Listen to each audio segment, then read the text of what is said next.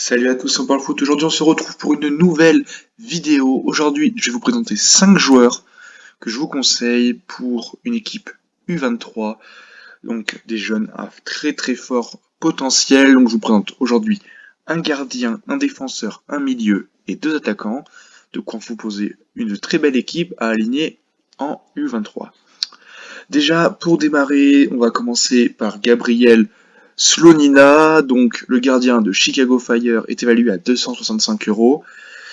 Donc c'est un 2004 qui a actuellement 18 ans, donc U23 jusqu'en 2028. Donc c'est un achat assez rentable sur le très long terme. Il est très courtisé en Europe, où il a plusieurs touches, où il devrait rejoindre un grand club cet été ou la saison prochaine. Donc il est dans les buts des Chicago Bulls depuis quasiment un peu plus d'un an. Voilà. Il est là depuis, ouais, c'est ça, non, depuis ça, depuis l'été dernier. Il est présent en tant que titulaire dans cette équipe.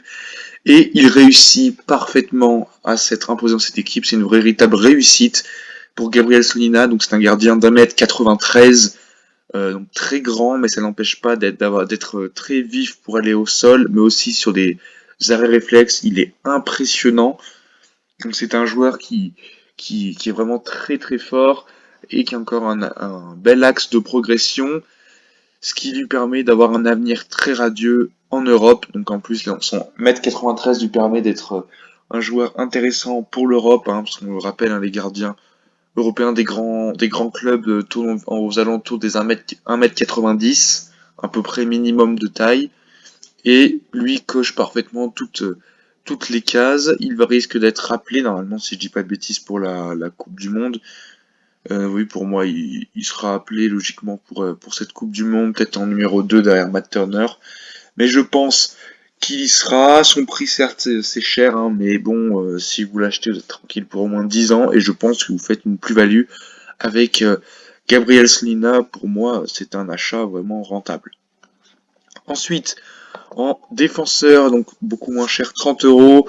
John Tolkien, donc je sais pas si on dit Tolkien, c'est ça. C'est un milieu de terrain qui a une carte en tant que défenseur, mais ce n'est pas moins qu'un milieu de terrain qui joue 6, mais qui joue aussi sur le côté.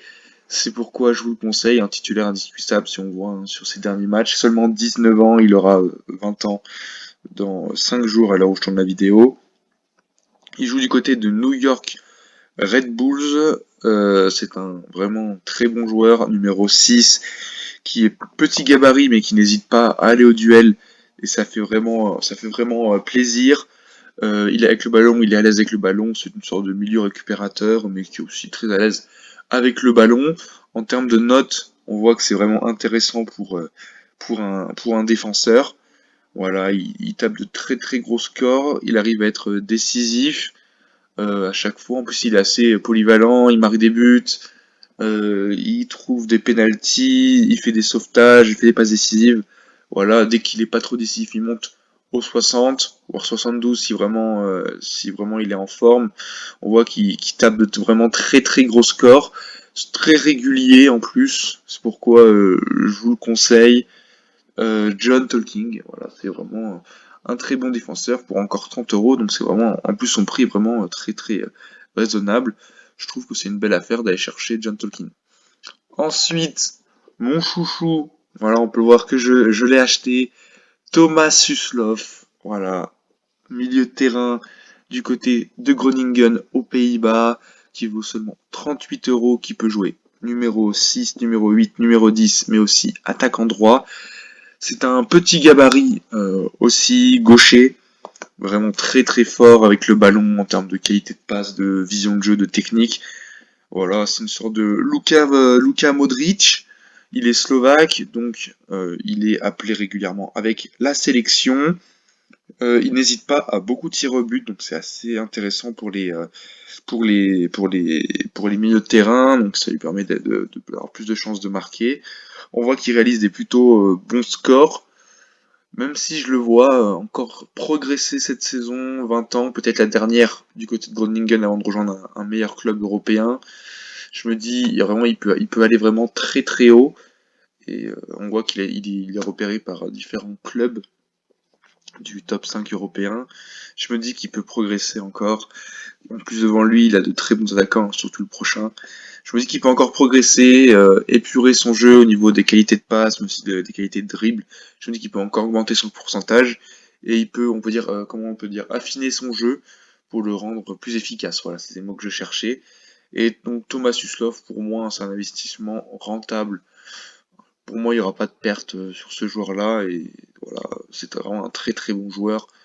Et je pense que dès son prochain match dans une semaine et demie, je pense qu'il va faire déjà très très mal. On passe aux attaquants, on passe par le premier, c'est son coéquipier Jorgen Larsson. Lui, il évolue toujours du côté de Groningen, c'est un Norvégien, buteur passé par Milan. Voilà, je crois qu'il est formé à Milan, même si je dis pas de bêtises. Il a seulement 22 ans, donc un petit peu plus vieux que son coéquipier.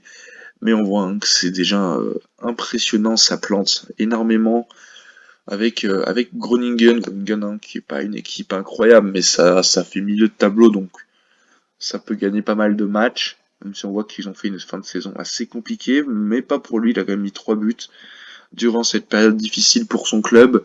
Voilà, c'est un joueur assez régulier qui marque assez souvent, et je le trouve vraiment très très intéressant. Il est grand, donc il est grand, il est bon bah avec dos au jeu pour conserver les ballons, mais aussi il a un sens du but assez impressionnant. Il sait toujours où est placé le but et c'est un très bon finisseur.